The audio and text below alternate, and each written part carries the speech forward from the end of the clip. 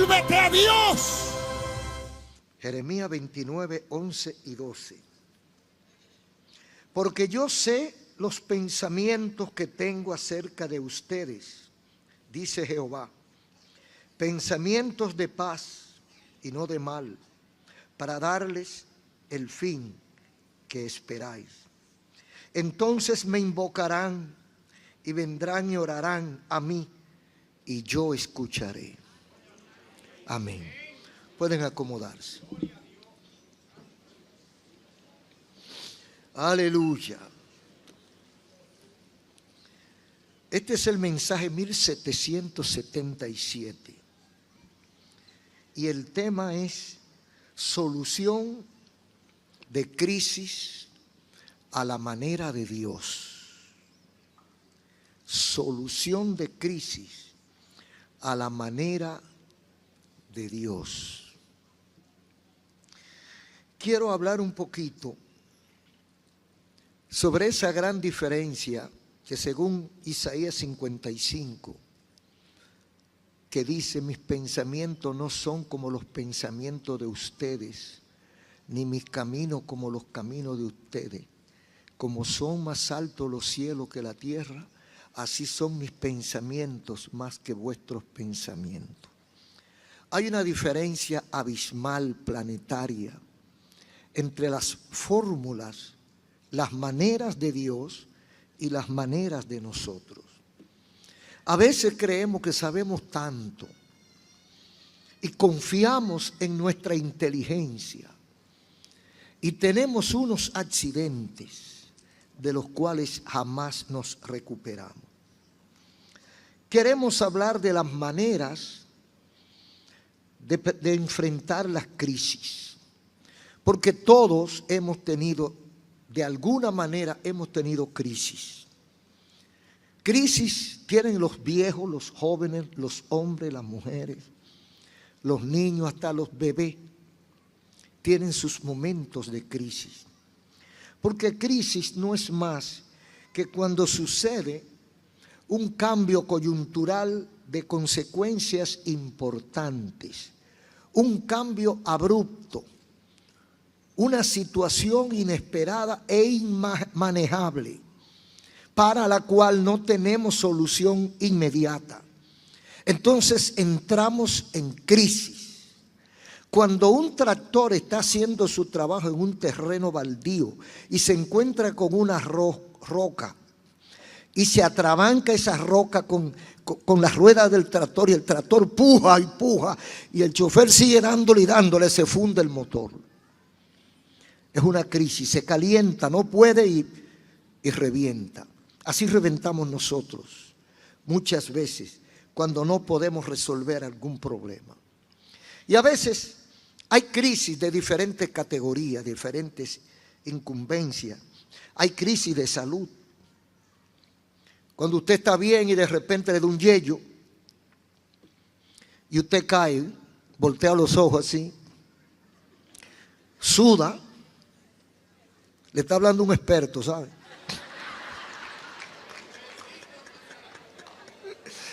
Eso se llama una crisis de salud. Entonces, nuestro organismo se le presentó una situación que no la pudo manejar y entonces se desploma. Hay crisis en la economía. Hay muchas crisis de economía cuando usted no consigue lo que necesita, pero tiene compromisos que debe saldar. Y hay gente que dice: me estoy volviendo loco o loca porque tengo un compromiso y no tengo el dinero. Esas son crisis que a veces la gente comete hasta ciertos disparates, porque son crisis que se le presentan. A veces hay crisis en la familia, a veces hay crisis en la pareja, a veces crisis con los hijos, a veces crisis con la familia extendida. Pero hay muchos tipos de crisis y hay gente que por una crisis se han desbaratado su hogar. ¿Y por qué lo han desbaratado? Porque no han tenido la solución. Y por eso queremos hablar de solución. Solución de crisis a la manera de Dios. Entonces, cuando la solución no está a nuestro alcance o nuestra fuerza no nos dan, entonces entramos en crisis. Todos, en algún momento de nuestra vida hemos pasado por alguna crisis. Y muchos tal vez la están pasando. Quizás algunos de los que me escuchan están pasando por alguna crisis. ¿Cuáles son los orígenes de la crisis? Hay muchos tipos de crisis y muchos tipos de origen de la crisis. Hay una crisis empresarial, cuando el producto que yo fabrico no está funcionando igual o cuando hay una mala propaganda. Entonces yo tengo que buscar la forma de solucionar esa crisis para que mi empresa no fracase. Hay crisis política, cuando el gobierno no sabe qué va a hacer, cómo manejar un problema, cuando dan un golpe de Estado, cuando el pueblo no está conforme con su gobierno, cuando quieren cambiarlo, cuando lo deponen.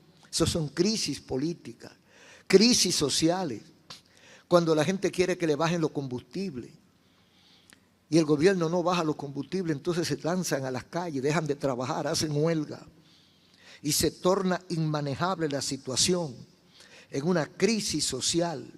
Pero hay crisis personales, hay crisis que a veces son incomunicadas.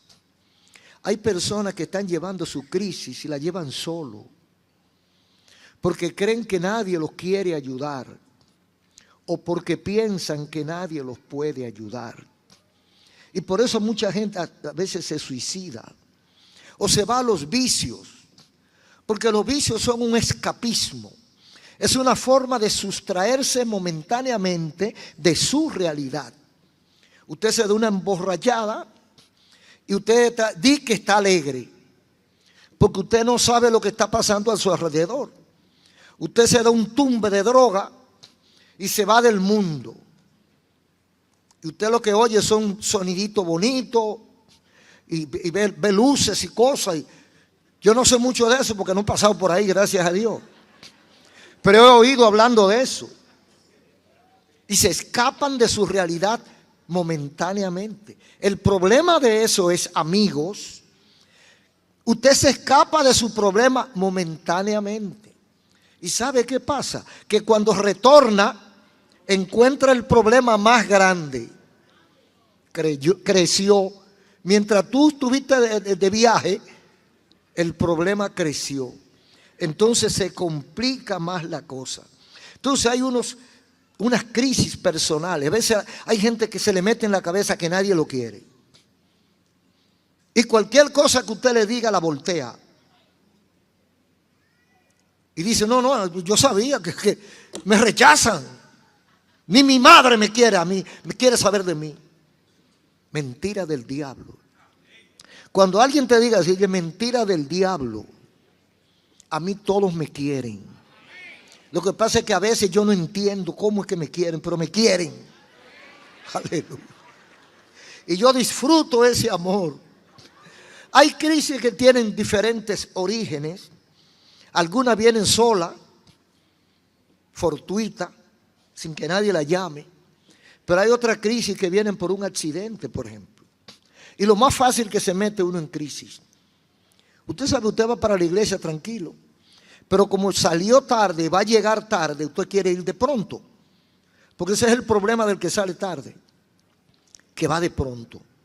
Entonces usted va muy cambiadito para su iglesia, con sus niños en el asiento de atrás, y de repente se atraviesa un motorista. Y usted le da ese tablazo, y cae por allá ese hombre, y ya usted cambió de ruta. En vez de ir para la iglesia, para el hospital. Y después del hospital, para la policía. Se le dañó el día. Usted salió sin crisis, pero ya tiene una crisis. Una crisis que usted no sabe hasta dónde va a llegar. Y entonces se le daña todos sus proyectos que tenía para ese día. Hay otras crisis que son por causa de una enfermedad. Usted se siente muy bien, pero a veces los médicos se equivocan y los aparatos que miden también se equivocan, porque son humanos. Y usted va al médico sin sentirse nada, sino rutina, y el médico arruga la cara. Hay que hacerte un estudio más profundo, porque lo que estoy viendo no me gusta. Ya usted se mete en crisis y le sale algo raro. A lo mejor porque hay aparatos que se dañan. Se le daña la tarjeta, se le dio un circuito y dio una medida equivocada y dice que usted tiene cáncer. Ya usted se metió en crisis. Usted sabe cuando a uno le dicen que se va a morir pronto, porque todos nos vamos a morir. Lo que pasa es que como no sabemos cuándo es, estamos contentos. Pero tan pronto nos dicen cuándo es o puede ser, ahí llega la aflicción. Entonces cuando nos dicen, mira, a ti no te queda mucho, a usted le cae como una nostalgia, una tristeza. Usted como que ve el sol, pero lo ve como medio oscuro. A usted antes no le gustaba el plátano seco y ahora le gusta. Todo lo que hay aquí le gusta porque usted lo que no quiere es irse. Usted lo que no quiere es despegar de aquí. Entonces ahora todo, una nostalgia por todo. Entonces entra en crisis. Pero hay muchos tipos de crisis. A veces son por causas naturales como un terremoto, ciclón, tsunami, que le lleva a la casa, que lo deja sin documento. ¿Cuántos problemas tiene la gente en esta tierra? Todas esas son crisis y para manejarla nosotros, porque fíjese que los cuadrúpedos no tienen muchas crisis. Ellos no tienen crisis realmente. La crisis la tenemos nosotros. Hay gente que ha estudiado el manejo de la crisis. Hay entidades que se encargan de organizar y hacer estudios de cómo manejar las crisis. Ya sea crisis empresarial, crisis familiar, crisis personales. Hay estudios sobre el manejo de la crisis y hay manuales que dan fórmulas para usted manejar las crisis. Yo no sé hasta dónde son exitosos porque no he trabajado con eso ni me ha tocado una de esas crisis. Pero sé que hay estudios para manejar las crisis. Y por inteligente que seamos, la diferencia entre nuestros pensamientos y los pensamientos de Dios son planetarias. Y Dios en su palabra ofrece, aquí en la Biblia, el Señor ofrece principios sencillos y efectivos para la solución de las crisis. ¿Verdad que suena bonito? En la Biblia hay instrucciones para nosotros resolver nuestras crisis. Mira, aunque usted tenga 40 años y no se haya casado y esté buscando el papá de sus hijos y usted va a entrar en crisis, en la Biblia le puede dar la solución a esa crisis. Si usted quiere tener hijos y Dios no le ha dado hijos, vaya a la Biblia que le va a buscar una solución a su crisis. Si usted no tiene trabajo y no tiene ingresos, pero tiene compromisos, en la Biblia hay manejo de esa crisis. Vamos a ver algunos ejemplos de gente que tuvo crisis. Ejemplos bíblicos de crisis reales y que fueron resueltas. Hay una fórmula humana y hay una fórmula divina. Cuando nos adelantamos y practicamos la fórmula humana, la mayoría de las veces tenemos problemas. Cuando dejamos que sea Dios que la maneje, las cosas caminan diferente. Y vamos a ver algunos ejemplos. Dice el capítulo 30, versículo 1 del primer libro de la Biblia, Génesis. Viendo Raquel que no daba hijos a Jacob, tuvo envidia de su hermana y decía a Jacob, dame hijos o si no me muero. Estaba a punto de suicidarse. Porque cuando usted dice, si no me dan esto, me muero, es que ya usted perdió toda esperanza. ¿Qué le pasa a Raquel? Raquel era una mujer joven, recién casada, o casada porque ya tenía par de años. Pero lo que pasa es que por algunas de esas cosas de la antigüedad, su esposo estaba casado con las dos hermanas, con ella y su hermana, Jacob. Eso está en la Biblia, en Génesis. Eso no vamos a discutir ahora. ¿Por qué? El caso es que Jacob tenía a Lea y a Raquel. Y Lea tenía más hijos que una curía. Eso es retirando muchachos, todos los años un muchacho. Y Raquel, nada. En ese tiempo, la mujer que no concebía era símbolo de maldición.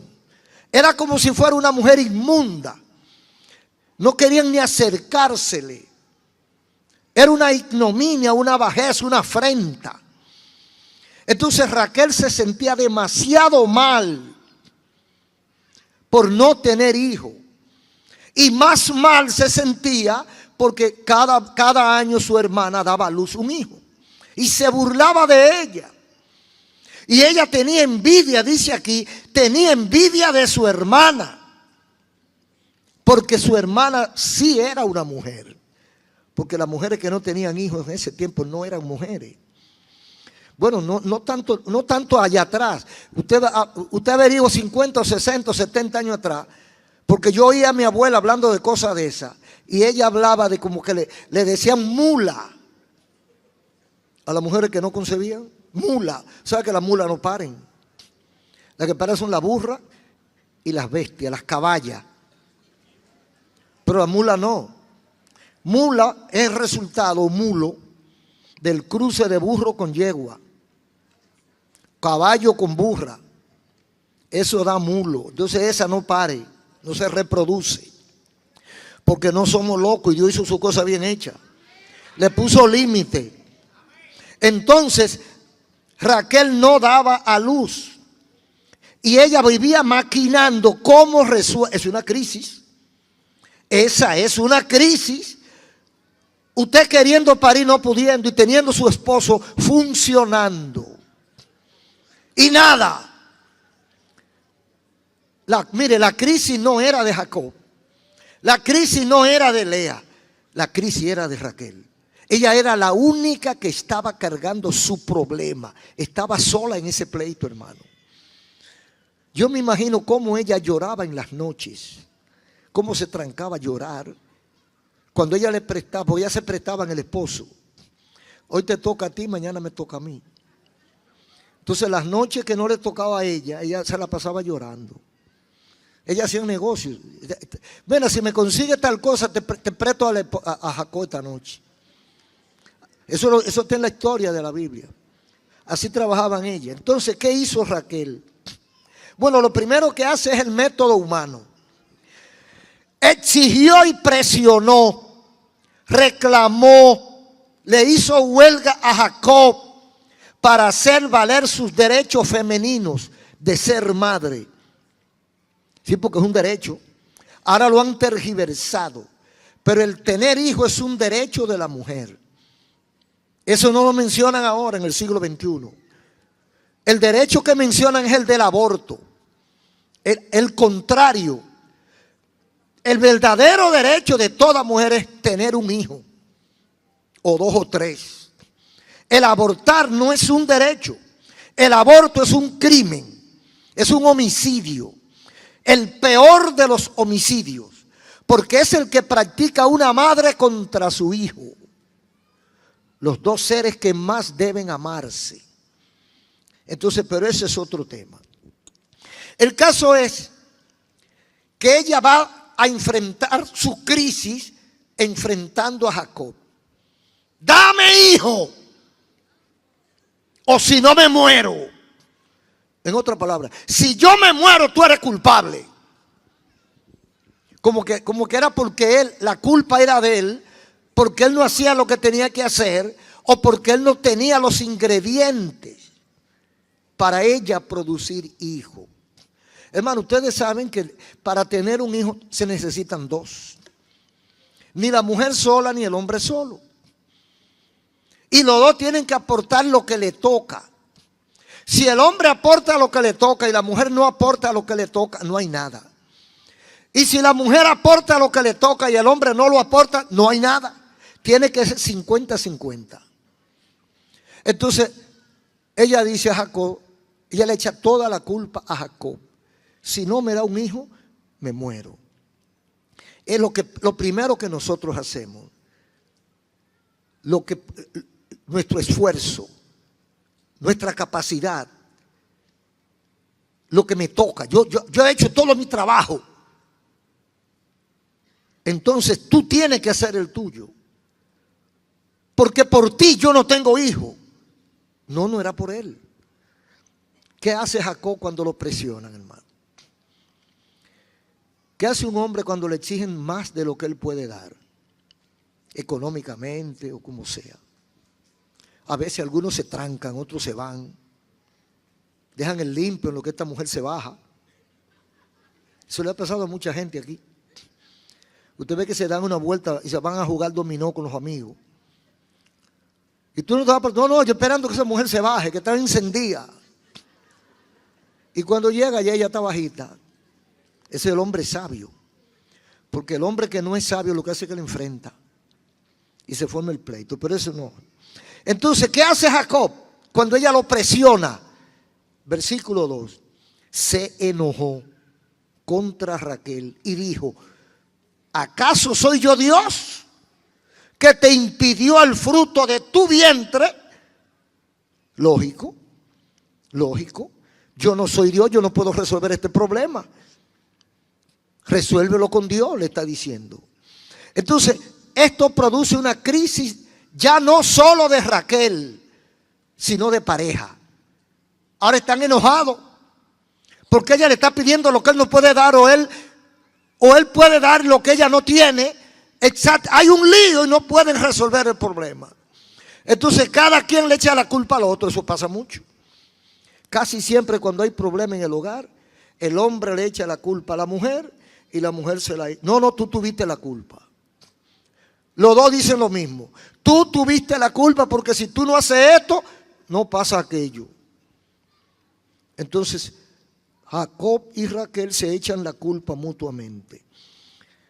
Entonces Raquel, como mujer, y las mujeres siempre son muy inteligentes, pensó y se le ocurrió una brillante idea para resolver la crisis de su hogar. Para no ser más la mujer estéril, la ignominia de la sociedad. Ella dijo: yo tengo una idea y la voy a poner en práctica para que ya mi hermana no se burle más de mí. Y le dice a Jacob, bueno, ahora se usa mucho el vientre de alquiler o el vientre prestado o la adopción. La familia, los esposos que no producen, entonces adoptan un niño. Hay muchísimas maneras para hacerlo. O alquilan una mujer que funciona bien, o hacen inseminación in vitro. Hay muchos mecanismos para la que no puede tener hijos, resuelva parcialmente su problema. ¿Qué hizo Raquel si no había in vitro cuando eso? No había vientre de alquiler cuando eso, supuestamente. Ustedes saben que en las casas, antes, ya casi no hay, pero antes habían siempre criadas. Criada era la muchacha que ayudaba a la señora. Vivía en la casa y se entendía con todos los problemas de la casa. Entonces Raquel tenía una muchacha que se llamaba Bila. Entonces se le ocurre una idea a Raquel. Ya que yo no puedo parir, le sugiere al esposo: acuéstate con Bila para que ella para en mis rodillas. Eso se usaba. Y ese hijo que nacía en mis rodillas es mío. Y ella le dijo: he aquí tienes a mi criada Bila, acuéstate con ella. Así ella dará luz sobre mis rodillas y por medio de ella yo podré formar familia. Y así resolvieron el problema. Y Jacob fue obediente.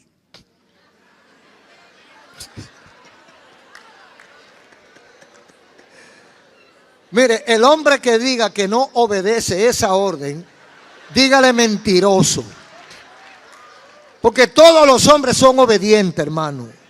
Y más cuando se trata de ese tema. Y Jacob, el pobre, sin discusión, no le preguntó 2 veces: ¿qué fue lo que tú dijiste? Fue derechito de una vez. Aleluya. Y concibió Bilha, hermanos, y dio a luz. Y así fue Bilha, dio a luz un hijo, y Raquel le puso por nombre Dan, que quiere decir recompensa. Ahí empieza la competencia y la enemistad a todo dar con su hermana Lea. Entonces, lo que quiero resaltar es que esa fue la manera de Raquel resolver esa crisis. Buscarle una sustituta a su esposo para que la embarazara, para que el hijo fuera de ella. Es una manera humana, desesperada. Ahora, ¿qué pasó después? Pocos años después, vino la forma de Dios. Dice el versículo 22 del mismo capítulo 30. Y se acordó Dios de Raquel y la oyó. Aleluya. ¡Oh, gloria a Dios! Aleluya.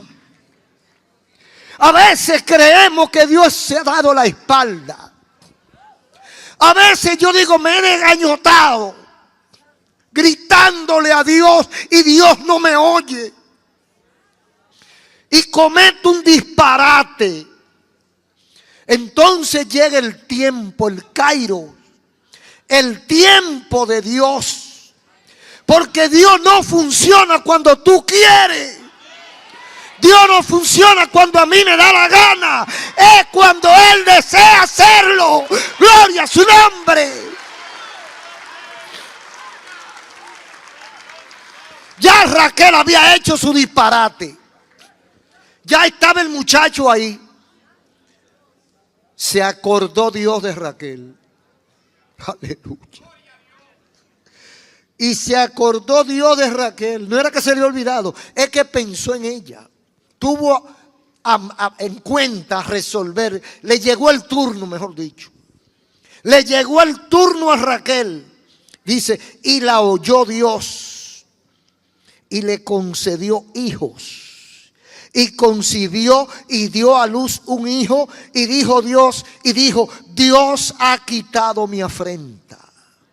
Tuvo a José, el que fue gobernador de Egipto. Y luego tuvo a Benjamín, de ella, de su propio vientre. ¿Por qué te desesperaste? ¿Por qué te adelantaste al propósito de Dios? Porque ahí es que está el problema de nosotros, que queremos ir delante de Dios. Nunca tiene buenos resultados cuando tomamos ese tipo de decisiones. ¿Qué pasó después? Para no hacer esa historia tan larga, ¿qué pasó después? Dan fue hijo de Jacob y Raquel Bilha. Cuando va a terminar la jornada de Jacob, porque los patriarcas usaban ese estilo, reunían a todos los descendientes, todos los hijos, los nietos, y le daban su bendición, tenían una palabra de profecía, deseaban cosas y Dios le cumplía, Entonces él reúne todos sus hijos, Jacob, ya en su ancianidad, cuando iba a entregar los papeles, y empieza a darle una palabra a cada uno. A Benjamín, a José, a Manasés, a cada uno una palabra de bendición o de advertencia. Y a Dan, el hijo de Raquel Bilha, el hijo de Jacob que se tuvo por ese préstamo que le hizo de su criada. Dan le dice Jacob, 49:17 de Génesis.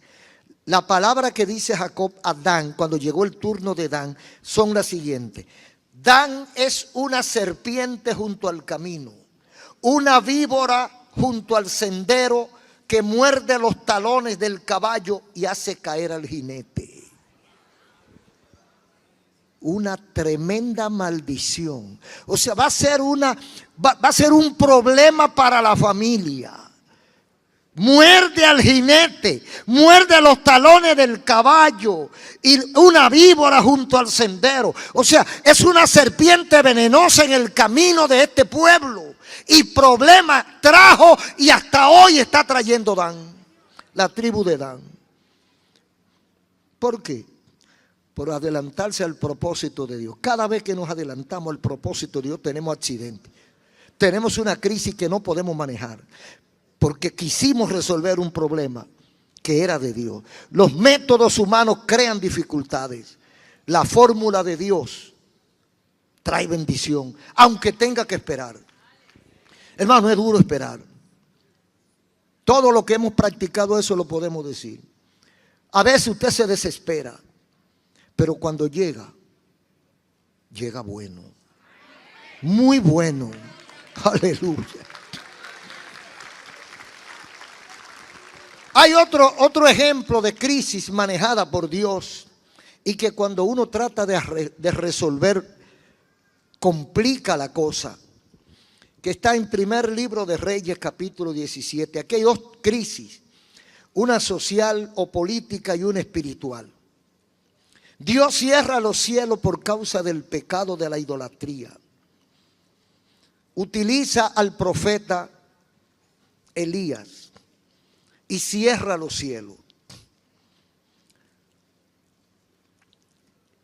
Cuando Elías cierra los cielos para que no llueva durante más de 3 años, ya usted puede imaginarse cómo se puso la ciudad y cómo se puso el país que gobernaba Acab. Acab le declara la guerra a Elías. Donde quiera que te encuentres voy a acabar contigo. Es una medida populista. Porque Acab sabía perfectamente por qué Elías, o Dios a través de Elías, había decretado sequía. Era porque le había dado mensaje tras mensaje que se arrepientan, que dejen el pecado de la idolatría, y ellos seguían campantes. Hasta que Dios dijo, cerraré los cielos hasta que vuelvan su corazón a mí. Pero tenía que hacerlo a través de un instrumento humano. No iba a usar un caballo para cerrar los cielos. Trajo el profeta Elías, da su mensaje y cierra los cielos. Cuando la gente está apretada con esa sequía, entonces quieren echarle la culpa a Acab, y Acab se la quiere echar a Dios y a Elías. ¿Y qué dice? Donde quiera que encuentre a Elías, acabo con él. Y Elías se escondió, desapareció. Entonces Dios le dice, escóndete, porque hay una crisis real. El pensamiento de Elías, el de Acab, era acabar con el problema, acabando con Elías. Elías se esconde y se pone fuera del alcance de Acab. Una crisis real en el pensamiento del profeta, pienso yo. Porque si Dios me manda a hacer una cosa y yo la hago, ¿por qué tengo que esconderme? Entonces Dios mismo le dice, escóndete. Y le dice dónde se esconda. ¿Qué hubiera pasado si el profeta intenta salir de la cueva donde Dios le dijo que se metiera y buscaba solución a su manera? Dice, no, yo voy a hablar con Acab. ¿Cómo voy a resolver eso es otra crisis. Eso es una crisis espiritual. El profeta tiene su propia crisis, porque él no puede desobedecer la orden divina. Entonces Dios le dice, quédate ahí, y él se queda. A veces en el ejercicio de la voluntad de Dios suceden cosas que no están en agenda y que tampoco entendemos. ¿Qué podemos hacer cuando usted sabe que Dios quiere algo? Usted cree que está haciendo lo que Dios quiere, pero usted no lo entiende. Porque a Elías lo mandó Dios a cerrar los cielos. Él obedeció. Ahora el rey promete acabar con él. Dios mismo le dice, escóndete en la cueva tal. Ahí no había comida ni agua. Entonces él pudo pensar, ahí moriré de hambre, moriré de sed. Y si salgo me acaba acá. Pero Elías estaba en obediencia. En obediencia a lo que Dios le había dicho. Entonces, ¿qué podía Elías hacer? ¿O qué podemos nosotros hacer en un momento así? ¿Sabe qué? Esperar. Esperar. Y no desesperar. Dice 17:6. Los cuervos le traían pan y carne por la mañana y por la tarde, y bebía del agua del arroyo. El hombre está en la cueva porque Dios le dijo, ahí no había comida, pero los cuervos venían a traérsela. Dice la Biblia, ¿eh? Eso parece un cuento de hadas, pero eso está en la Biblia. Los cuervos venían, parece que ellos robaban. Oiga bien, oiga la idea que me da a mí. Los cuervos son expertos robando carne y robando comida. Pero ellos no se la comen donde se la roban, la llevan a un sitio. Entonces ellos llegan a la cueva, porque esa cueva es de ellos, con su mercancía y bajan porque van a comérsela. Cuando sale Elías, ellos se van. Entonces todos los días venían los cuervos a traer comida y Elías comía de la comida que traían los cuervos. Y había un arroyo para él tomar agua. Pero ¿qué pasa? Pasado algunos días se secó el arroyo. ¿Y ahora? Segunda crisis, la sequía del arroyo. Entonces vino a él palabra de Jehová diciendo: levántate, vete a Sarepta de Sidón y mora allí. He aquí yo he dado orden a una mujer viuda que te sustente. Dios lo hace como él le da la gana. Lo que estoy resaltando es que para el profeta esas son dos crisis. ¿Qué como? Primero, ¿qué bebo? ¿Qué como y qué bebo? Y luego ahora que me dice que me salga de aquí, que me vaya a la cueva de Sarepta. Entonces, ¿qué voy a comer? No, allá yo te voy a mandar una viuda. Una viuda que te sustente. Un peligro porque era una viuda, ¿sabe? Entonces, la viuda y él podían llegar a algún acuerdo. Es peligroso eso. Pero no había problema porque parece que el profeta era soltero, ¿verdad? No menciona a la esposa de Elías por ningún lado. Entonces parece que Elías era soltero. Así que nadie sabe si después ellos formalizaron algo. Pero el tema es que Dios proveyó ese medio para que el profeta no desfalleciera con su hambre. ¿Cómo manejó Elías? Elías no se puso a resolver. ¿Se fija, hermano? Elías no resolvió el problema ni de la sequía, ni del arroyo, ni de la comida en la cueva, sino que dejó que Dios a su manera,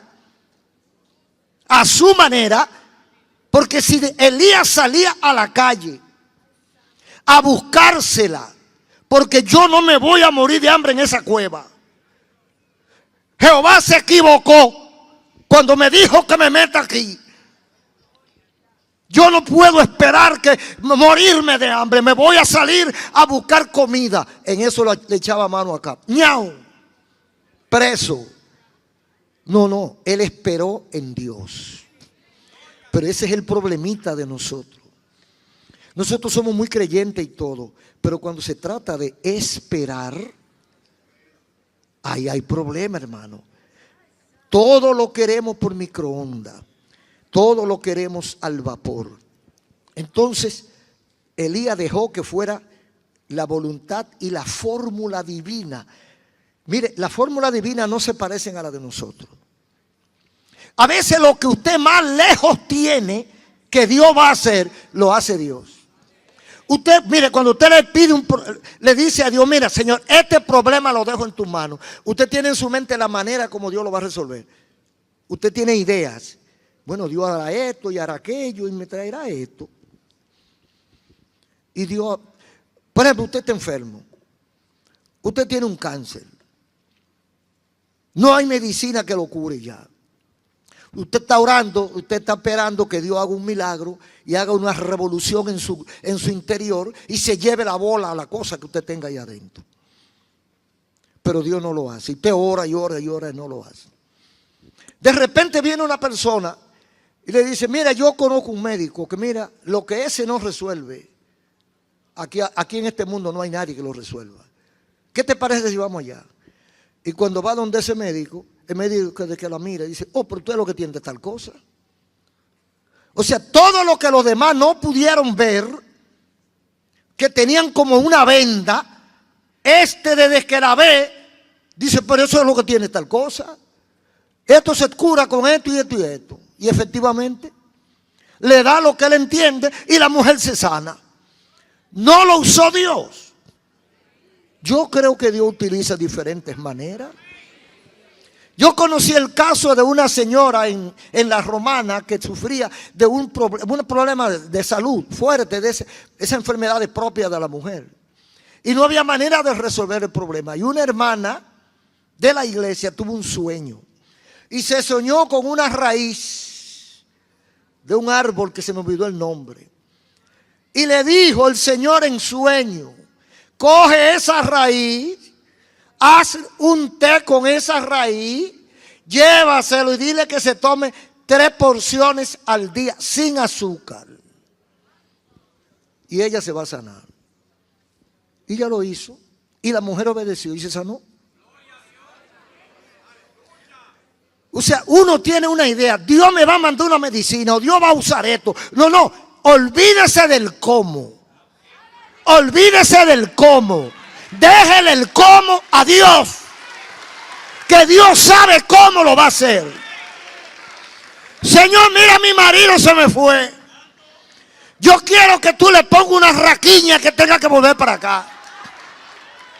No, no, déjale eso al Señor. Él es el que sabe cómo te lo va a devolver. Tu trabajo es clamar y esperar. Clamar y esperar. Orar, creer y esperar. Vamos a ver cómo David manejó una crisis a la manera de Dios.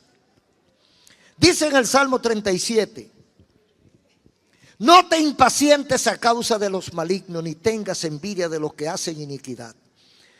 No pierdas el control. Piensa.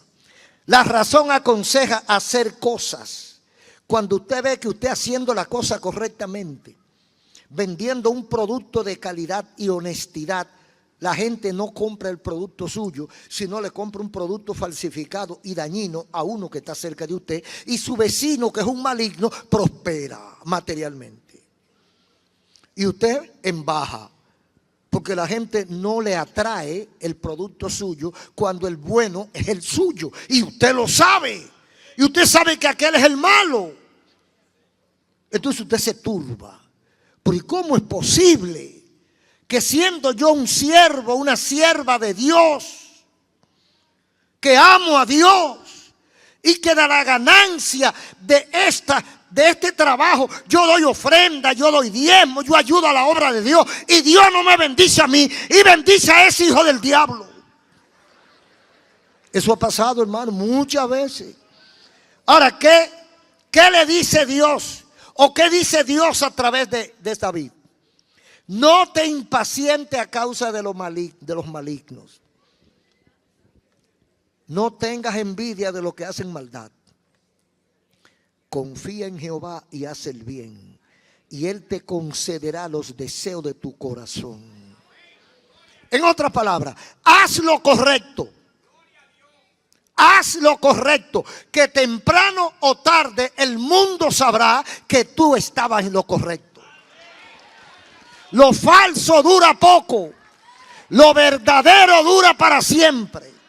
No te impacientes por causa de los malignos. Y dice el versículo 3: confía en Jehová y haz el bien, y Él te concederá los deseos de tu corazón. Haz lo correcto. El que pelea exige, envidia y critica. Ese no confía en Dios. El que confía en Dios ni pelea, ni exige, ni envidia, ni critica al otro. Lo deja tranquilo. Porque usted tampoco se puede estar a rebajar lo que está haciendo el otro. No, tú lo ves así, pero eso no sirve. No, eso no es su problema.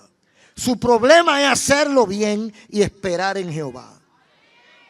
Dice el versículo 5, ese problema tú lo coges y dice: encomiéndale a Jehová tu camino y espera en Él, y Él hará. En otra palabra, entrégale tu paquete y Él lo resolverá. Entrégale tu sueño, entrégale tus proyectos, entrégale tu petición, espera en Él y Él hará. Lo más difícil para nosotros, esperar hasta que Él lo haga. Pero siempre les repito, cuando Él lo hace, es sin desperdicio. Lo hace bien, lo hace perfectamente. Entonces, en ese proceso, porque es un proceso que pasamos, cuando estamos luchando contra lo imposible aparentemente. Que yo he hecho todo lo que mi cabeza me dice y nada se resuelve. Entonces yo, hombre de fe, ¿qué hago? Versículo 5. Encomiéndale a Jehová tu camino. O sea, encomiéndale a Jehová tu negocio. Encomiéndale a Jehová tu familia. Encomiéndale a Jehová tu pareja.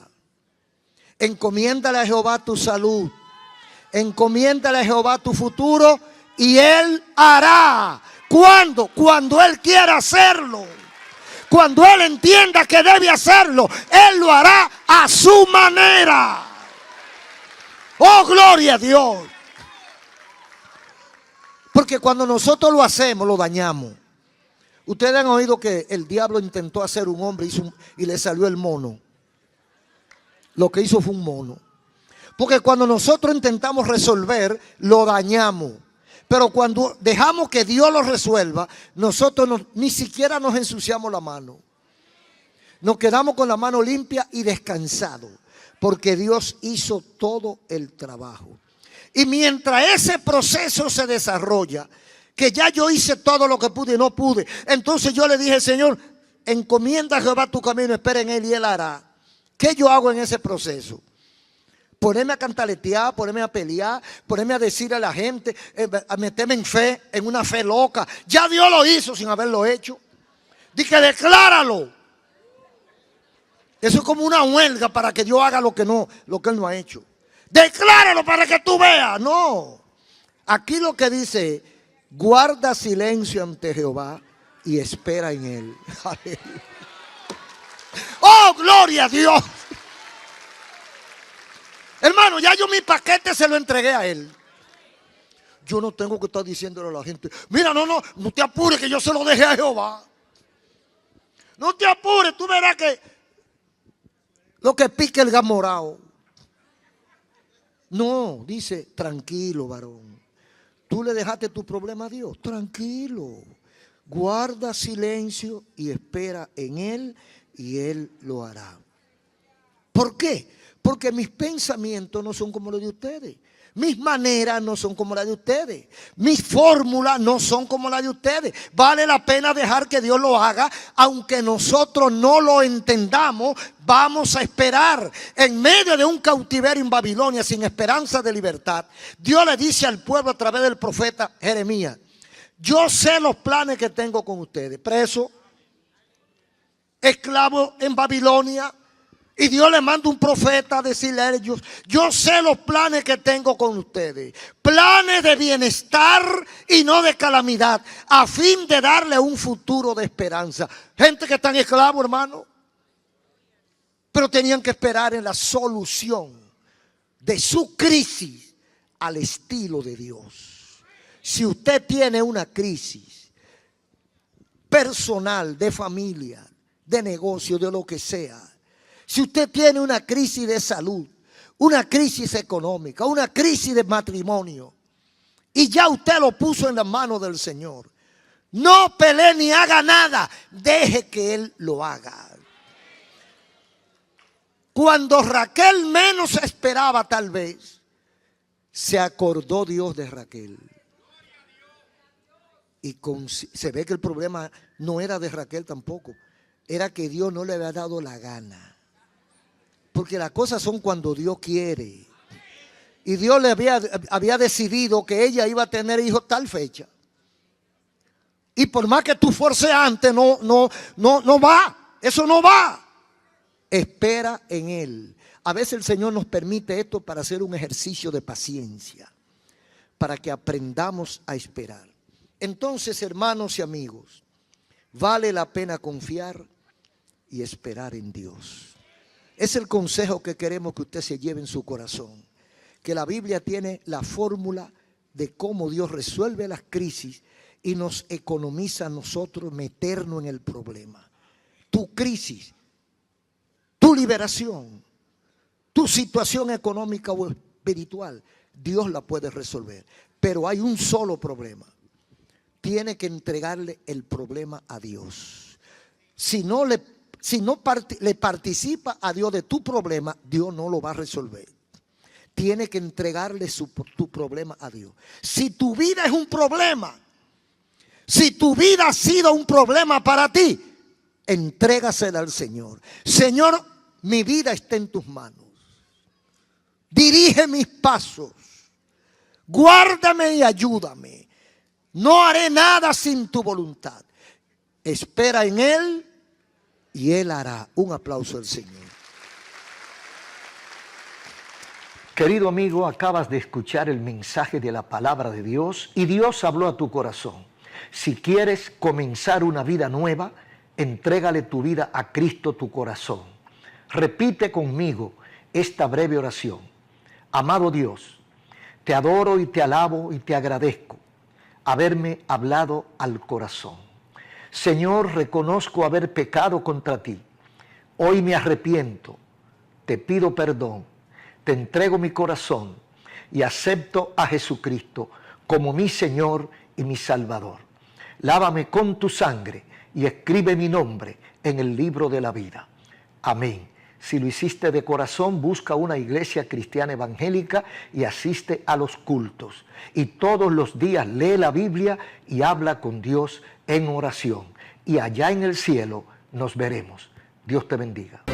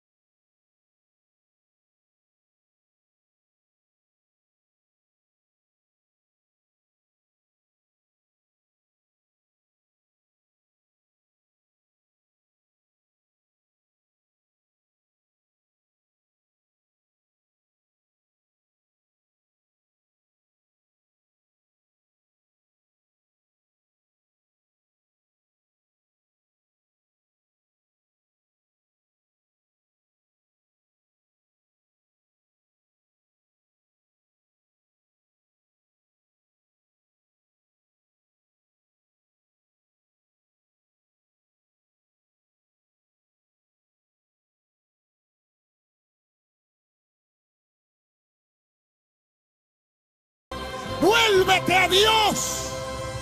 Amós 4, 12 y 13. Vamos a leer en el nombre del Padre, del Hijo y del Espíritu Santo. Por tanto, de esta manera te haré a ti, oh Israel, y porque te he de hacer esto, prepárate para venir al encuentro de tu Dios, oh Israel. Porque he aquí el que forma los montes y crea el viento y anuncia al hombre su pensamiento, el que hace de las tinieblas mañana y pasa sobre las alturas de la tierra, Jehová Dios de los ejércitos, ese es su nombre. Amén. Aleluya. Jehová de los ejércitos, ese es su nombre. Este mensaje 1772 con el tema Encuentro Inevitable. Y hoy es 19 de octubre del 2022. Vamos a hablar la palabra que Dios ha puesto en nuestro corazón. Siempre le hemos dicho que tratamos de que Dios hable a nuestra vida primero, para luego dejar pasar ese mensaje a través de nosotros.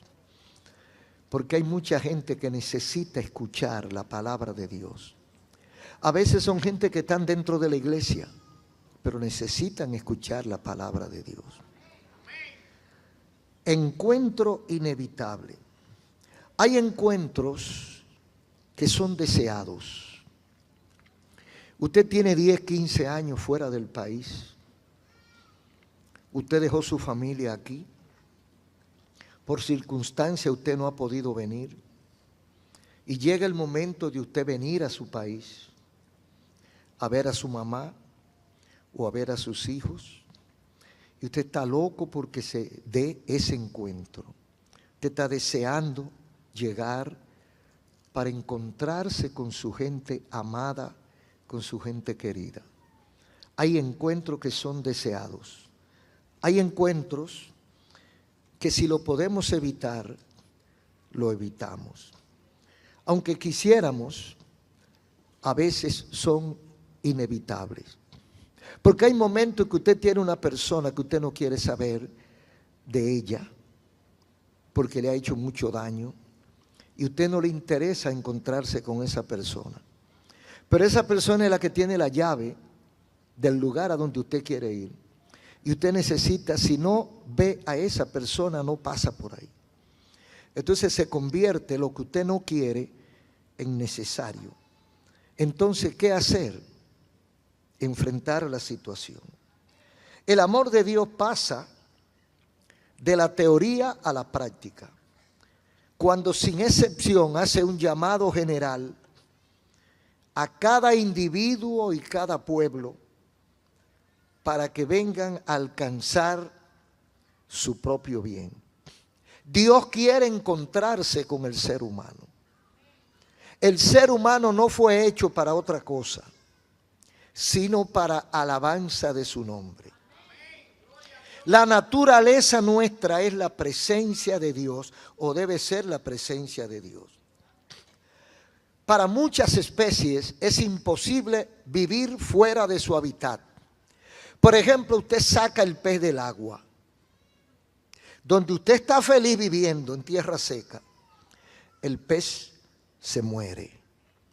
Y donde el pez vive feliz, usted se muere. Porque el hábitat nuestro es la tierra, lo seco. Y el hábitat del pez es el agua. Entonces, hay animales, hay plantas, que cuando usted lo saca de su lugar natural, se muere. Así le pasa al ser humano. El ser humano fue hecho para alabanza de Dios. El ser humano, cuando no está en contacto con Dios, tiene un vacío. Ese vacío tratan de llenarlo. Buscar alternativas para resolver esa carencia. Y por eso inventan muchas cosas.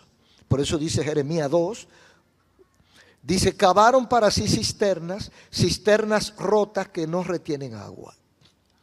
Hacen esfuerzos vanos para alcanzar a resolver un problema que tenían resuelto. Porque cuando el hombre deja a Dios, se crea un problema, se crea un vacío. Entonces lo quiere llenar con droga, con juca, con alcohol, con darse un humo, con sexo, con dinero, con fama. Pero usted habrá notado que mientras más tienen, más quieren. Mientras más beben, más siguen bebiendo, porque eso no resuelve. El vacío que hay adentro, eso no es lo que lo resuelve. Hay que llegar a la fuente de donde nosotros procedemos para poder resolver ese problema. Es necesario regresar a la esfera de Dios para nosotros disfrutar de sus bendiciones espirituales y materiales. Pero cualquier otra alternativa que usted encuentre es un engaño o una presunción. Un engaño porque le venden fantasía y usted se lo cree. Y una presunción porque usted cree que va a resolver por sus propios medios y no lo logra. Cada vez en la historia bíblica hay reflexiones o hay motivos para reflexiones que nos quedan a nosotros como un traje hecho a la medida. Es el caso generalmente de Israel y Judá, que componían el pueblo de Dios. El Señor utiliza un profeta para hacer llegar un mensaje.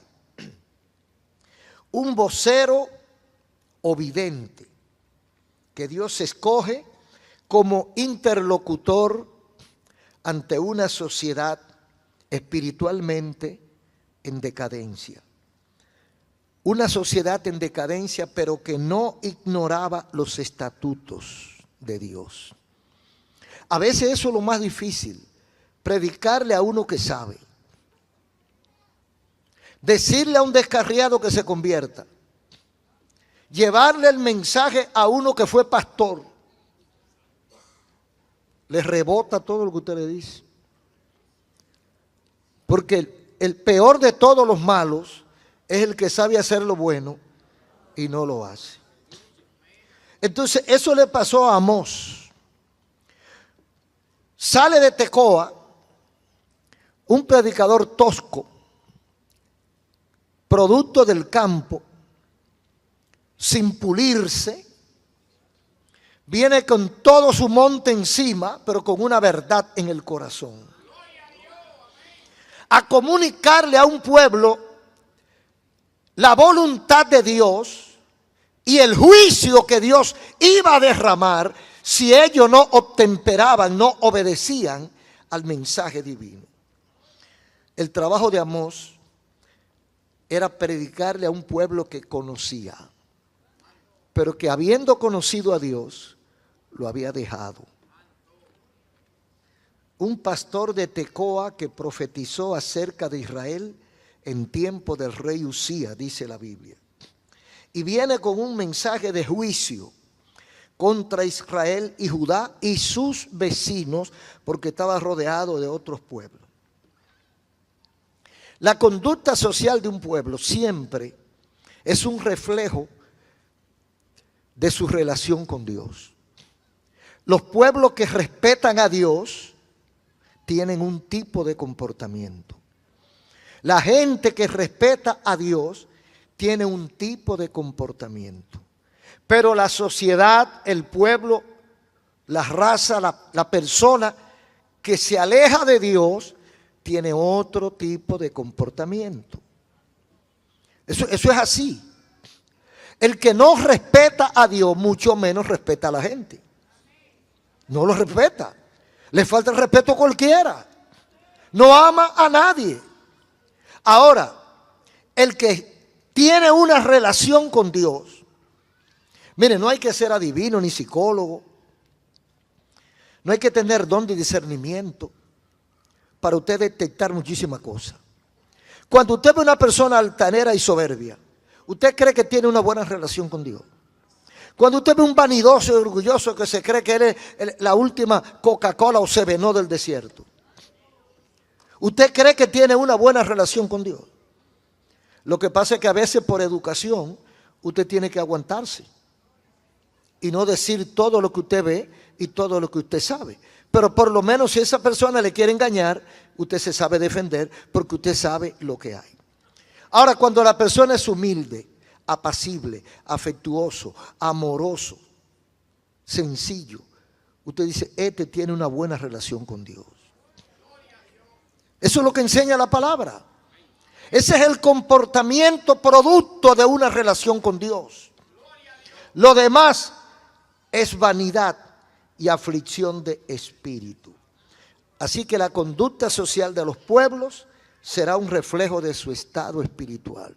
Y eso lo ve usted en Sodoma y Gomorra, lo ve en Nínive, lo ve en Egipto, lo ve en Babilonia, lo ve con Israel.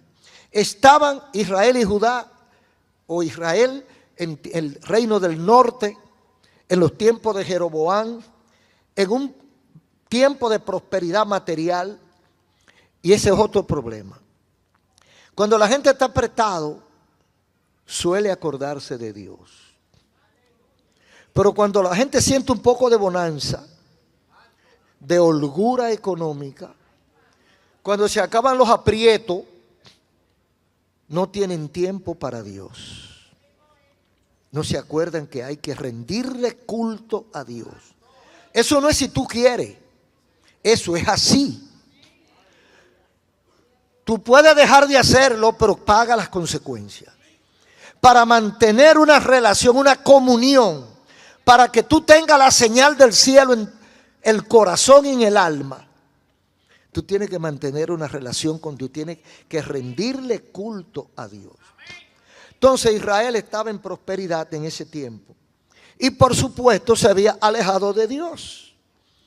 Porque eso es casi natural en la gente. Como yo no estoy apretado, no necesito tanto a Dios. Ahora cuando me detectan una enfermedad incurable, cuando tengo un problema serio en la familia, cuando hay un divorcio, entonces yo me acuerdo de Dios. Señor, ayúdame. Señor, métete en mi familia. Hoy tú no lo sacaste. ¿Y dónde estaba Dios cuando me pasó esto? Donde el mismo tú lo dejaste. Y porque a veces le pasan sus problemas, su desgracia, su hecatombe, entonces quieren echarle la culpa a Dios. ¿Y dónde tú estabas, Señor? Yo oigo clarito que el Señor dice, donde tú me dejaste. No me he movido de ese lugar. Entonces esa gente estaba en prosperidad y se habían alejado de Dios. Y al alejarse de Dios, pasó lo que pasa hoy. Copiaron de los otros, de los vecinos que los circundaban.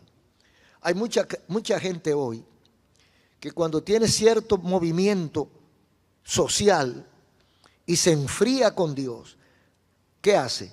Se acerca de los vecinos, de los compañeros y compañeras de trabajo, de los vecinos del sector, de la sociedad, del club, y entonces se va contagiando y va aprendiendo cosas y se le van pegando cosas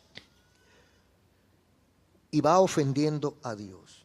Aprendieron de sus vecinos y cometieron injusticias y abusos hasta de vender a los pobres, vender a los justos y cambiar a los pobres por dinero. El Señor se queja. Y lo que dice la Biblia no es invento. Eran cosas que pasaban. Usted busca en Amós 2, 6 y 7 y dice, vendieron por dinero al justo y al pobre por un par de zapatos. Pisotean en el polvo de la tierra las cabezas de los desvalidos. Tuercen el camino de los humildes. Y el hijo y su padre se acuestan con la misma joven, profanando mi santo nombre. ¿Usted quiere una descripción más clara de la decadencia espiritual y moral de una sociedad? La degeneración de una sociedad es lo que está pasando hoy. Todo esto que nosotros vemos en la noticia, toda esta nueva era y toda esta nueva forma de la gente querer vivir, no son más que la respuesta a su alejamiento de Dios. Usted sabe lo que es eso. Comienza con un problema social. Venden al justo por dinero. O sea, el que quiera hacer justicia lo vencen a base de papeleta, lo hacen rendirse. Al pobre lo cambian por un par de zapatos. Y en su nivel moral bajan tan bajo que el papá y el hijo se acuestan con la misma mujer. O sea, no hay que explicar muchas cosas para que usted entienda cuál era el nivel espiritual de un pueblo que supuestamente conocía a Dios. Israel y Judá. Entonces, cuando esto se produce, amigos y hermanos, el amor de Dios es tan grande que a pesar de nuestros desvaríos, a pesar de nuestra indiferencia, a pesar de nuestro alejamiento de Dios, Dios sigue amándonos y buscando la oportunidad de traernos hacia Él. Por eso el ministerio de los profetas, los predicadores, los evangelistas, los misioneros, esa gente son movidos por Dios para ir a llevarle el mensaje, el único mensaje que puede cambiar la situación de miseria y pobreza material y moral que vive la sociedad. Porque Dios los ama y Dios les manda hombres y no son vagos, ¿no? Porque hay gente que cree que el que sale a predicar es porque no tiene otra cosa que hacer. Es que Dios pone esa inquietud en el corazón. Dios pone en el alma de esa persona: vete a la loma tal. Le voy a dar un pedacito de testimonio que yo creo que nunca lo he dicho. En una ocasión éramos jovencitos, como de 16, 17 años, el hermano Demetrio Montero y yo, y estábamos orando en la Asamblea de Dios. Amanecíamos ahí los fines de semana y sentimos que Dios nos había hablado. Decíamos que Dios nos habló y que oímos la voz de Dios que nos mandó a Neiva. Y Dios repitió esa palabra. Y nosotros no sabíamos ni dónde quedaba Neiva. Y estábamos con esa inquietud. El domingo siguiente, eso era viernes, el domingo siguiente viene un hermano que estaba predicando por unos batelles del este, hermano Francisco Pérez. No nos conocíamos. Y viene y dice lo mismo en la iglesia. Y cuando nosotros lo oímos, digo, pues mira, confirmación de lo de nosotros. Y desde ahí nos unimos nosotros. Año 61. Para ir a Neiva, donde todavía no habían puesto el tendido eléctrico. Era una villa. A comer tilapia con coco. Y guineíto verde. Yo nunca había comido guineíto verde. Porque en el este de donde yo provengo y de la capital, no se veía eso. Pero por allá se comía. ¿Quién nos movió a nosotros a ir a Neiva, donde nadie nos conocía? El amor de Dios hacia ellos. Porque cuando Dios manda un misionero, es el amor de Dios hacia el perdido. Mueve a uno de los suyos y lo manda allá a sacrificarse, a dejar a su familia, a comer a cualquier hora lo que aparezca, para ir a compartir la palabra de Dios con aquellos. Entonces Dios manda a Amós a predicarle a Israel, porque Dios ama a Israel. Y Dios en su soberanía, después que manda al siervo, mire, Dios manda a Job. En ese tiempo yo tenía 16 años y pico. El más viejo tenía 32 de los tres. Dios manda muchachos, pero manda viejos, manda medianos, manda gente que sabe mucho y manda gente que apenas sabe leer. Dios manda a cualquiera. Dios usa al instrumento que a Él le dé la gana. Porque mire, la obra es de Él y la gente son de Él también. Así que Él es que sabe lo que hace. Entonces, este Amós era un hombre tosco. Un hombre que quizá nunca había ido a la ciudad. Y Dios lo manda a los altos niveles sociales a llevar un mensaje de juicio. Porque Dios tiene varias maneras de hablar. En su soberanía, Dios usa muchas veces castigo disciplinario. Lo de disciplinario lo pongo yo. Disciplinario y temporal. Para llevarnos a la reflexión. Yo no sé si ustedes conocen, alguno de ustedes conoce los burros. Conocen los burros, ¿verdad? Ustedes han oído, hay un cuento de los burros que dice que son tercos. Cuando enderezan ese pecueso así, no doblan por nada. Y el que va encima lo ala con la soga y se queda duro. Mi abuelo tenía burro.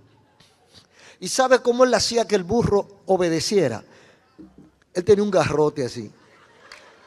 Y cuando él quería que el burro doblara a la izquierda, le daba de aquí para allá, ¡pam!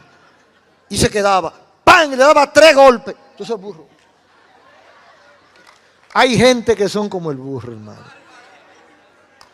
Dios lo llama a través de una mujer, lo llama a través de un hombre, lo llama a través de un niño, lo llama a través de un muchacho, lo llama a través de un predicador, lo llama por la radio, lo llama por televisión. Ellos no hacen caso. Ellos saben que lo están llamando. Ellos saben que deben cambiar esa vida. Ellos saben que deben dejar esa mujer que no es tuya y venir para donde la tuya. Ellos lo saben. Él sabe que debe dejar el vicio y la vida corrupta que lleva. Y Dios se lo manda a decir de mil maneras. Pero él se hace el loco y mira por otro lado. Entonces, ¿qué tiene que hacer Dios? Darle los 3 garrotazos. Oh, bendito el nombre de Dios. Entonces Dios le manda a decir a Israel, o le hace a Israel lo que tiene que hacerle para que Israel, que no quiere oír a los profetas, no le hace caso a los profetas. No le interesa hacerle caso a los profetas. Entonces dice Amós en 4:6, los hice estar a dientes limpios en todas las ciudades y hubo falta de pan en los pueblos, pero no se volvieron a mí, dice Jehová. O sea, mire, castigo suave, temporales, castigos disciplinarios, una hambruna. Porque eso de diente limpio, ¿con qué se ensucian los dientes? ¿Sabe? Hay gente que le gusta hacer aparentar. Y cuando uno está pequeño oye muchas cosas. Y hay gente que tienen un tipo de vida muy, muy humilde, muy pobre. Y a veces no parecía para comer en el día. Y ellos salían con un palillo al mediodía sin haber comido. A limpiarse los dientes. ¿A limpiárselo de qué? Entonces aquí dice el Señor, los hice estar a dientes limpios en todas las ciudades. O sea, los puse a pasar hambre. Le escondí la comida y no se volvieron a mí. Es un castigo flojo, suave, porque quizás después conseguían comida. Pero no hicieron caso. Otro castigo que Dios les manda. Versículos 7 y 8. Castigo climático. Sequía generalizada. También detuve la lluvia 3 meses antes de la siega. E hice llover sobre una ciudad y otra no, y se secó. Venían 2 y 3 ciudades a una para tomar agua, y no se saciaban. Con todo, no se volvieron a mí, dice Jehová. Usted se da cuenta cómo va de manera escalonada, Dios va apretando. Dios va apretando para que nosotros reflexionemos. Dios te achica las cosas para que tú pidas cacao, para que tú grites, para que tú reflexiones, para que tú digas, ¿y por qué me ocurren tantos problemas? ¿Por qué no hay nada que satisfaga mi alma? Juego, brinco, salto, bebo, me emborracho, y desde que se pasa el humo estoy igualito. No tengo paz, no tengo tranquilidad, tengo una zozobra, tengo una angustia, tengo una tristeza, estoy intranquilo. ¿Qué es lo que me pasa? Entonces Dios te está llamando. Dios está provocando todos esos problemas para que tú vengas a Él. Usted sabe lo que es una sequía, donde entonces dice, una sequía selectiva, un castigo selectivo. Dice, llovía en una ciudad y en otra no, en 2 no. Entonces cuando se secaba aquella, venían a esta, a la única que había, y acababan el agua en la que había, entonces no había para ninguno. Eso desespera cuando se acaba el agua. Han habido muchas guerras por causa de conseguir agua. Entonces eso es importante. Y aquí hay un castigo, además selectivo. Hay otro castigo a la agricultura con plagas, dice el versículo 9. Los herí con viento solano y con oruga. La langosta devoró vuestros huertos y vuestras viñas, pero nunca se volvieron a mí. Eso es lo más detestable de todo. Eso es lo más feo. Porque si usted sabe que lo están castigando para conseguir un propósito, si tú sabes que te están apretando para que te acerques a Dios, pues acércate y se acaba el problema. Pero sabiendo el problema, no buscan a Dios. No se acercan a Dios, no le interesa con todo y estar apretado. Hay un castigo social que muchas ciudades modernas lo están sufriendo. Dice el versículo 10 del capítulo 4 de Amós. Envié contra ustedes mortandad tal como en Egipto. Maté a espada a vuestros jóvenes, mas no se volvieron a mí, dice Jehová. A veces Dios permite acciones malignas como la delincuencia, la descomposición social que lleva a la muerte a los jóvenes. Llegamos a decir que estamos hastiados del pecado. Llegamos a cansarnos, como está la sociedad mundial. Mundial. Porque nosotros sabemos lo que pasa aquí, porque nosotros estamos aquí. Los peruanos saben lo que pasa en Perú porque están en Perú.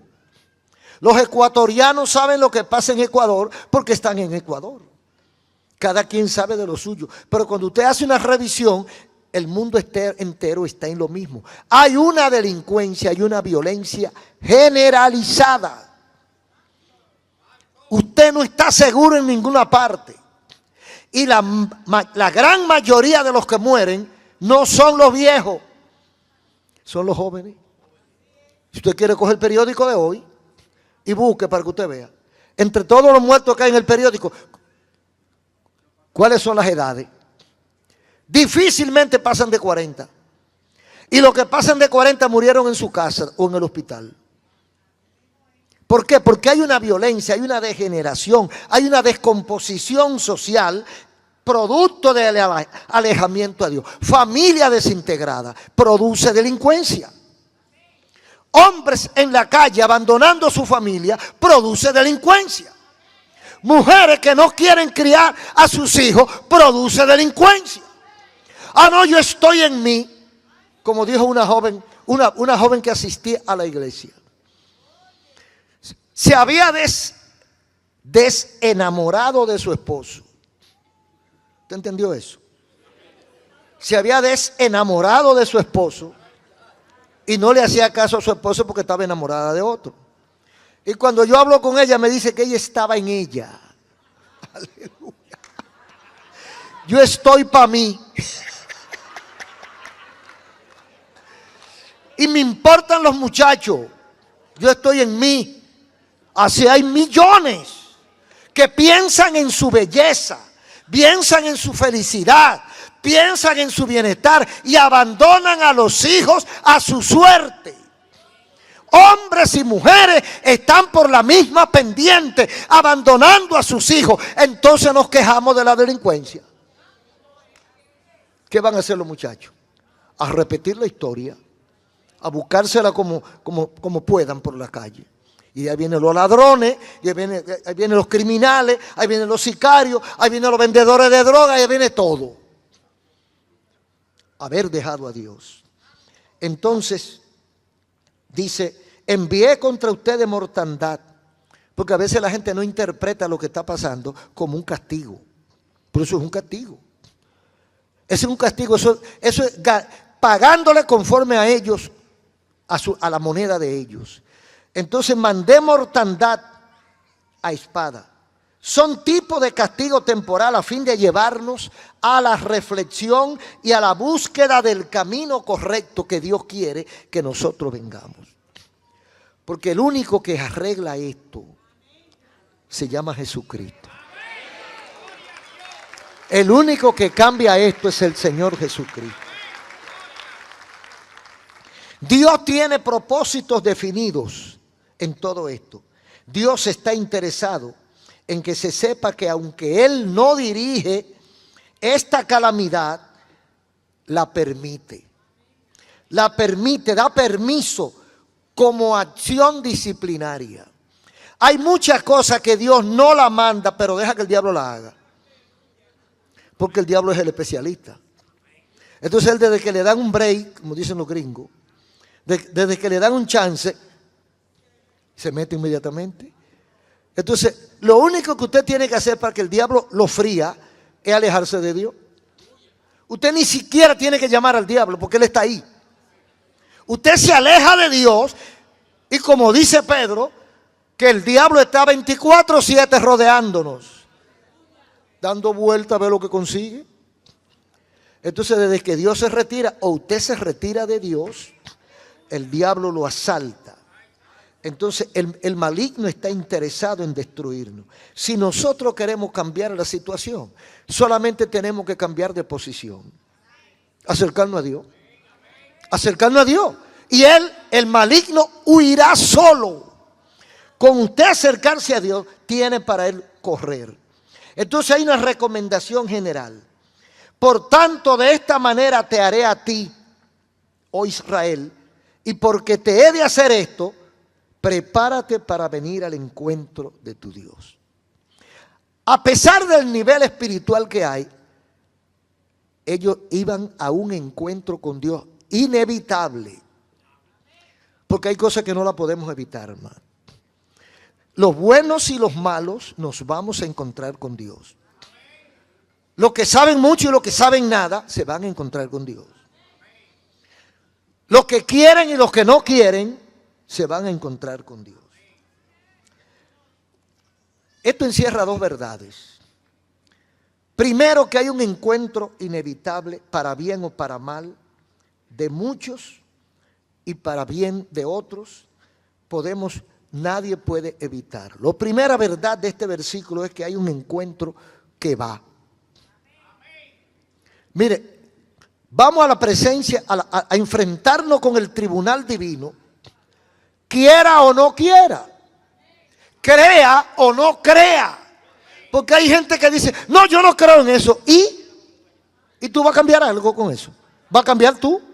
Que te va a destruir. Pero crea tú en Dios o no crea en Dios, Dios es la misma cosa. La existencia de Dios es indiscutible, improbable, porque todos los efectos están frente a nosotros. Entonces, lo primero es que hay un encuentro que yo no lo puedo evitar. Usted nació un día, yo nací un día. Un día llegamos a este mundo y un día nos vamos. Eso no se evita. La mayoría no quiere. Usted sale por ahí a preguntar, ¿cuántos se quieren morir? Si encuentra 5 son muchos. Todo el mundo quiere estar vivo. Pero todos saben que se van a morir. Ahora, ¿qué pasará después? Ahí viene el problema. Ahí viene el encuentro. Ahí viene a lo que Dios dice. Prepárate para venir al encuentro. Porque es inevitable que tú y yo nos veamos. ¿Me estás huyendo? ¿Cuántos años llevas huyéndome? Porque hay gente que está huyéndole a Dios a la franca. Es como el caso de Jonás, el profeta aquel, que trató de huir lo más lejos posible de Dios, del radio de acción de Dios, porque hasta bruto era. Porque ¿cómo se le ocurre huir de la presencia de Dios? Pero él intentó alejarse de Dios para que a Dios se le olvide que me iba a mandar a tal cosa. Y se fue, y de la mejor manera Dios lo estaba esperando. Tremendo pez. El dueño del mar formó un lío en el mar. Los marinos se volvieron locos y no hallaban qué hacer hasta que echaron a Jonás para el fondo. Y allá lo estaba esperando Dios en forma de una ballena, dicen, otros dicen que es un gran pez. Y lo llevó un transporte, un motoconcho era ese. Allá Dios tenía un motoconcho esperándolo en el fondo del mar. Y cuando cae Jonás, el pobre lo está... Un motoconcho adornado de blanco con rosado. Cayó de fly. Y tan pronto cayó, prendió el motor. Arrancó ese motor rumbo a Nínive. Y allá va y lo deposita en el aeropuerto de Nínive. Sigue corriendo. Sigue escondiéndote. Sigue huyéndole a Dios, que es hasta un día. Mire, la gente tiene una forma de decirlo muy propia. Dice que unos vienen por dolor y otros vienen por amor. Eso tiene una moraleja. Eso tiene una verdad. Hay gente que espera en el último golpe para venir a Dios. Hay otros que en el primer toquecito vienen humillados. Señor, aquí estoy. Como dijo Saulo, haz conmigo lo que tú quieras. Y Dios comienza su proceso y le va bien. Pero hay otros que se dedican a correr. Aleluya. No, que yo espero. Yo sé que esa es la verdad. Yo sé que Dios me está llamando. Pero usted sabe cuántos años yo tengo. Yo tengo 28. Yo tengo que gozar mi vida. Yo tengo que disfrutar esta vida. Y después, lo que me quede, yo se lo doy a Dios. El bagazo. Las muchachas dicen, pero ¿usted ha visto mi cuerpo? Mire. Yo soy una modelo. ¿Cómo voy yo a convertirme? Para que esto se pierda. Y se quieren olvidar de Dios, hermano. Pero saben que Dios lo está llamando. Cuando de repente viene un dolorcito, una molestia, y va un médico y el médico la rebota, empieza a rebotar de médico en médico. Y estudios le hacen aquí, estudios le hacen allá. Y nadie le quiere decir lo que ella tiene. Hasta que le dice, mira, tú tienes un cáncer. Se le olvidó la belleza, se le olvidó el cuerpazo, se le olvidó la juventud y se mete a la iglesia. A ver si Dios tiene misericordia. Porque así es que somos, varones y hembras. La mayoría esperan el último tablazo para acercarse a Dios. Prepárate para venir al encuentro inevitable. Pero lo más importante, además de que el encuentro es inminente para todos nosotros, hay como un compás para resolver. Porque este encuentro va como quiera. Hay una preparación. Porque mire cómo Dios lo dice. Prepárate para venir. O sea, antes de venir al encuentro con Dios, Dios me da el chance de prepararme. Usted dice, mire, va para el consulado a buscar visa. Usted dice, ¿cuáles son los requisitos? Usted se prepara. Entonces usted va y tiene éxito. Usted va a solicitar un trabajo. ¿Cuáles son los requisitos? Tiene que ser esto. Usted reunió todo eso, lo tiene preparadito, bien presentado, usted va, tiene éxito. ¿Por qué? Porque se preparó. Entonces, para el encuentro con Dios hay que prepararse. ¿Y en qué consiste la preparación? Porque el que hace la exigencia provee los medios. Esa es la ventaja. Dios te dice, para venir a mí, tienes que prepararte. Pero también te da la forma. O sea, no te suelten en banda. Venid a mí los que están cargados y cansados, y yo los haré descansar. Y dice Cristo, el que quiera ser mi discípulo, tome su cruz y siga en pos de mí. O sea, si yo quiero entrar donde está Jesús, yo quiero que mi maestro me dirija por el resto de mi vida, y yo quiero ir a donde Él está, yo tengo que agarrar mi cruz y seguir en pos de Él. Entonces hay una preparación obligatoria que podemos cambiar la calidad de ese encuentro, y es lo que Dios nos dice y para eso nos da el aviso. Porque mire, piense que el encuentro va como quiera. Pero hay dos formas de enfrentarlo. Preparado o sin preparar. Todos vamos a tener ese encuentro. Los amigos, los hermanos, todos vamos a vernos la cara con Dios. Y recuerde que si aquí hay base de datos, si aquí hay acumulación de información y se la sacan a uno en cualquier momento, ¿qué habrá allá? Antes no se entendía bien eso, pero ahora se entiende fácil. Cuando Dios saque todos esos videos que tiene allá de nosotros, que comenzó a grabar el día que nacimos. Entonces, cuánta tropelía, cuánto disparate hemos cometido, cuánto pecado, cuánta mentira, cuánto adulterio, cuánta fornicación, cuánto engaño, cuánta traición, cuántas cosas hemos hecho. Entonces Dios dice, ven a mí. Pero no puede venir con todos esos problemas. No puede traer toda esa basura donde mí. Entonces Dios te dice, prepárate para venir a mi encuentro. ¿Cómo me preparo? A eso vino Jesucristo. A eso vino Jesucristo, a buscar y a salvar al que se había perdido. Entonces Cristo dice, yo soy el camino. Para llegar al encuentro con Dios, Cristo es el camino. Entonces, en eso consiste la preparación. Porque, repito, todos vamos a enfrentarnos. El encuentro es inevitable.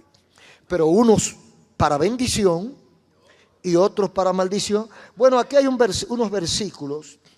Aquí hay unos versículos en Mateo capítulo 7, versículos 21 al 23.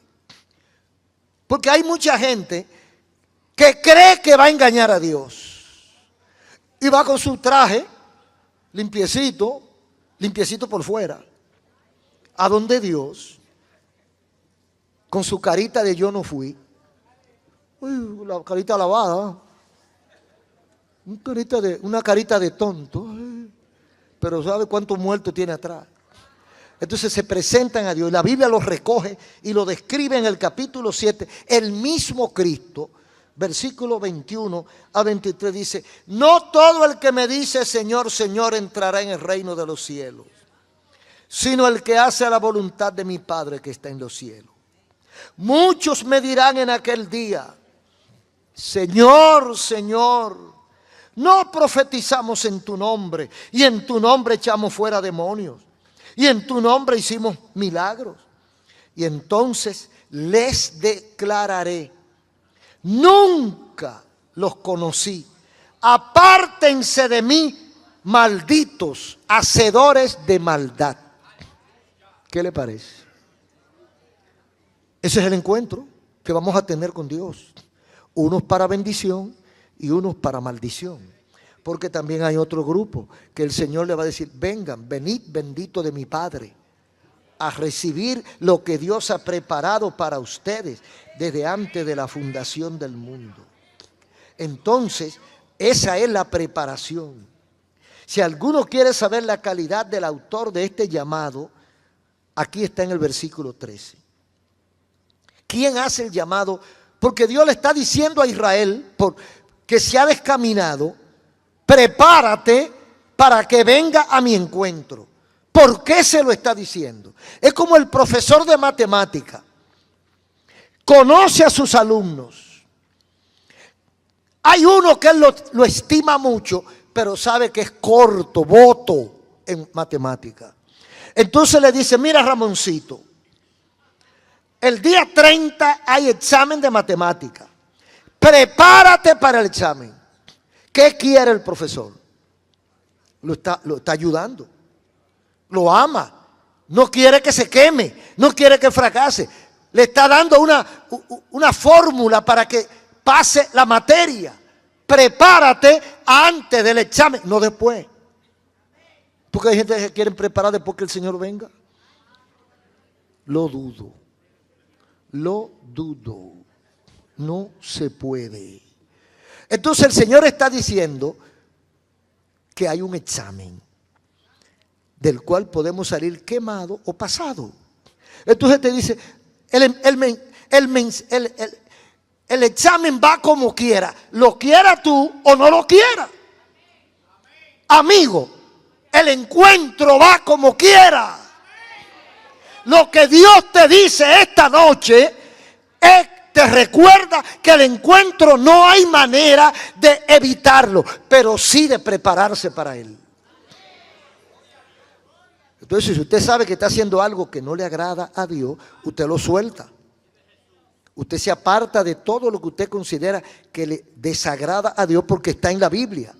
Entonces usted se une, se alinea, se mete en el carril de Dios y le dice: Señor, aquí está mi vida. Perdóname, acepto a Jesucristo como Salvador, lávame con tu sangre y ayúdame a obedecer a tu palabra hasta que vida tenga. Porque esa es la forma de Dios salvarnos. Esta noche Dios te está recordando que tienes un encuentro agendado. En agenda está tu encuentro con Dios. ¿Cuándo es? Nadie sabe. Lo que sabemos es que va. Entonces lo que Dios te dice esta noche, evangélico y amigo, es que te prepare. Es imposible eso. ¿Eso es posible? Porque Dios te está dando las herramientas para que resuelva Es un problema, eso sí lo sabemos, es un problema. Porque el que tiene 3 mujeres y le dicen que suelte 2, eso es un problema. El que debe unos cuartos y no lo quiere pagar, eso es un problema. El que vive hablando mentiras y de otra manera no puede ganarse el pan, eso es un problema. Pero hay solución. El Señor te está esperando. Primero te da el aviso para que te arrepientas de verdad. Y luego te dice porque habrá un encuentro. Y si te prepara, pues te va a ir bien. Ahora, ¿quién dice eso? El pastor. Un diácono de la iglesia que yo lo engaño con una mentira. No. Aquí en el versículo 13 dice quién habla, quién es que dice eso. Dice, él mismo se identifica. Oiga cómo dice. Préstele atención a lo que él dice. El que forma los montes y crea el viento. Ese es él, el que lo dice. ¿Quién habla? El que forma los montes y crea el viento. Y anuncia al hombre su pensamiento. El que hace de las tinieblas mañana y pasa sobre las alturas de la tierra. Jehová de los ejércitos, ese es su nombre. ¿Qué le parece? Aleluya. Esa es la firma que vale. Jehová de los ejércitos, ese es su nombre. El que dijo todo lo que yo he dicho aquí. Firma la carta. Jehová de los ejércitos. Si usted quiere le cree y si usted quiere no le cree. Pero el encuentro va. Ahora, ¿con qué cara usted se va a presentar ante Dios? Usted no puede engañarle, no podrá, porque Él sabe toda la verdad. Al pastor usted lo puede engañar 10, 15, 20, 30 años. A la esposa, al esposo, a su familia. Usted puede engañar al que le dé la gana. Pero al que usted no engaña ni por un minuto es a Dios. Lo que pasa es que Dios lo va dejando acumular. Y nos va dando oportunidades para que reflexionemos. Nos va dando chance. Pero si se agotó el tiempo y usted no le hizo caso, entonces baja la guillotina de Luis XV. Y le lleva el cocote. Encuentro inevitable. El consejo de Dios para esta oportunidad. Dios quiere que te prepares para ese encuentro. ¿Cuánto cuesta la preparación? Ni un centavo. ¿Qué tengo que hacer para esa preparación? ¿Cómo comienzo esa preparación? Aceptando a Cristo en tu corazón. No haciéndole caso a los problemas. No haciéndole caso al qué dirán. No haciéndole caso a los mortales que como yo son mortales que se puedan burlar de mí. No, eso es irrelevante. Eso no vale nada. Lo importante es tu alma y tu futuro. Dios quiere ayudarte. Pero todo va a depender de la decisión que tú tomes delante de Él. Un aplauso al Señor. Querido amigo, acabas de escuchar el mensaje de la palabra de Dios y Dios habló a tu corazón. Si quieres comenzar una vida nueva, entrégale tu vida a Cristo tu corazón. Repite conmigo esta breve oración. Amado Dios, te adoro y te alabo y te agradezco haberme hablado al corazón. Señor, reconozco haber pecado contra ti. Hoy me arrepiento, te pido perdón, te entrego mi corazón y acepto a Jesucristo como mi Señor y mi Salvador. Lávame con tu sangre y escribe mi nombre en el libro de la vida. Amén. Si lo hiciste de corazón, busca una iglesia cristiana evangélica y asiste a los cultos. Y todos los días lee la Biblia y habla con Dios en oración. Y allá en el cielo nos veremos. Dios te